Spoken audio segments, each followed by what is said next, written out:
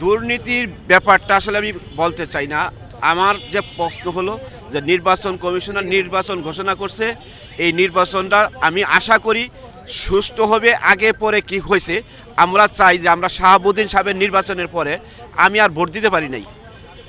আমরা চাই যে আমরা ভোট গণতন্ত্র ফিরে আসুক, আমরা নিজেরা ভোট দেই, নিজের ভোট নিজে দিব, নির্বাচনটা যাতে সুষ্ঠু হয়, গণতন্ত্র ফিরে আসে, আমরা এটাই চাই। আমি আশা করি বর্তমান নির্বাচন কমিশনার উনি খুব একটা সুষ্ঠু নির্বাচন দিবে।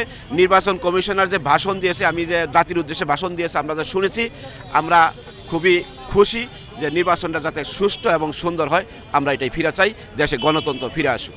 এটা করতে পারে, গণভোট হইল হা না ভোট। এই দেশের আমরা যে সমস্ত তারা এই সরকার ছিল, এটা আমি বৈধতা দিলাম, এটা আর বৈধতা না নিলে আপনি না করবেন, দুইটা শব্দ ইউজ হবে। এটা আমাদের জন্য একই দিনে নির্বাচন করা এটা কোনো সমস্যা না। তখন একই ব্যালট পেপার থাকবে, একই থাকবে, শুধু আপনি হ্যাঁ আর না বলবেন।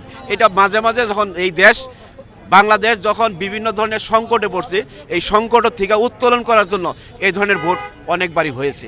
আমরা আশা করি ভোটটা তাদের সুষ্ঠুভাবে, এটাই আমরা চাই। এটা এখন ওই ব্যাপারে নির্ভর করবে, নির্বাচন কিভাবে হয়, কি ধরনের কোন দল আসে, এটার উপর নির্ভর করবে। আমরা চাই যে গণতন্ত্র ছাড়া কোনো দেশ উন্নয়ন করা সম্ভব না, আর গণতন্ত্র ছাড়া কোনো দেশকে ওই বিদেশি দেশরাও তারা সাপোর্ট করে না, তারা সাহায্য সহযোগিতা করে না।